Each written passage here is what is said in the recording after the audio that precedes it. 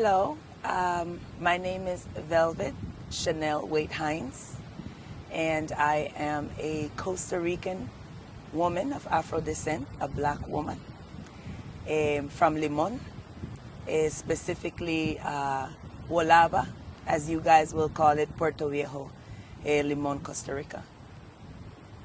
And love my country, love my town. So much has changed. I have been living in the States and I travel back and forth because I received a Western education out there. I've been able to educate myself and have my children, but always forward to come home very often in order to be able to give back to the community, build in the community, because I have land and my family is here and everything is here. Big up Costa Rica. Okay, so you grew up here, yes? I grew up here up until when I was about 12 years old. Went to the States, Brooklyn, New York, to be specific, in the community of Bushwick. And about maybe 2 years after, I started to travel to Costa Rica back and forth. As I got older, the travels became more often, and that was great.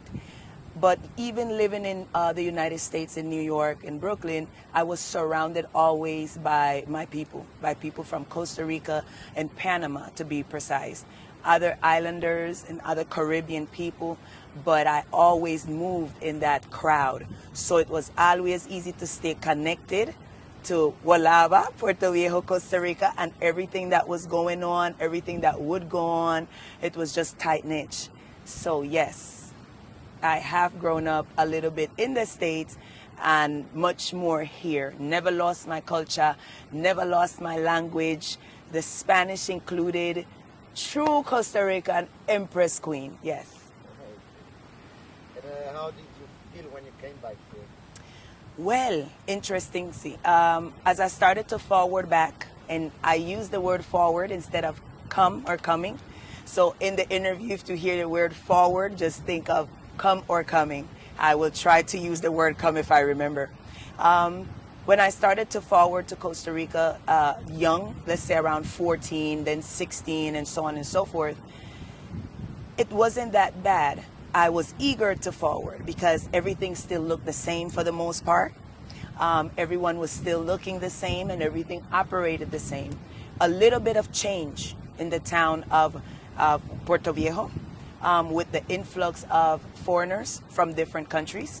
We're talking, at that time, we're talking, oh my goodness, I don't want you to know how old I am.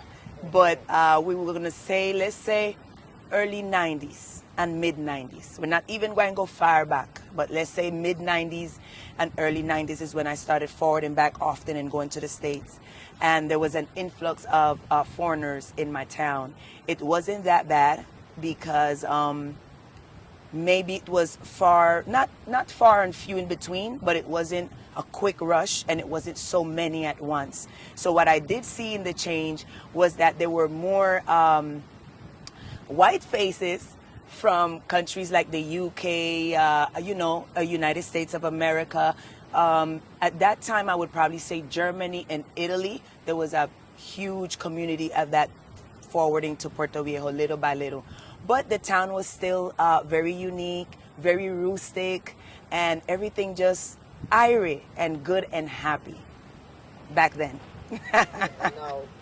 And now, how I feel now. Now I feel a little bit of tension, and I feel much anger at times. I feel disrespected. Because the influx of foreigners from all over is a beautiful thing. We have Africa now. We have the diaspora of Africa. We got from Nigeria. We got from Ghana. We also have more people forwarding from Canada. Is a beautiful thing. People from other countries other than Germany and Italy. You got Spain. You got all different people, and it's a beautiful thing. But the rush was so quick. That the buying of land and the building up was way too fast, and there was no plan for it in order to do it in a way where it was gradual and it went with the ecology of the community, but most importantly, that it also forward to benefit the community. And what makes a community is the people. So it was too fast, too quick. And I don't think either the foreigners that were moving in to live here and enjoy the town, and also the nationalists and the locals, including our native Indian brothers and sisters, we did not, maybe all of us, foresee how quick it was going to happen. And the inconsideration for the environment, and more so the inconsideration for our culture, the culture of my people. Believe it or not, Costa Rica is a very conservative culture. You know, it's a Hispanic culture, and with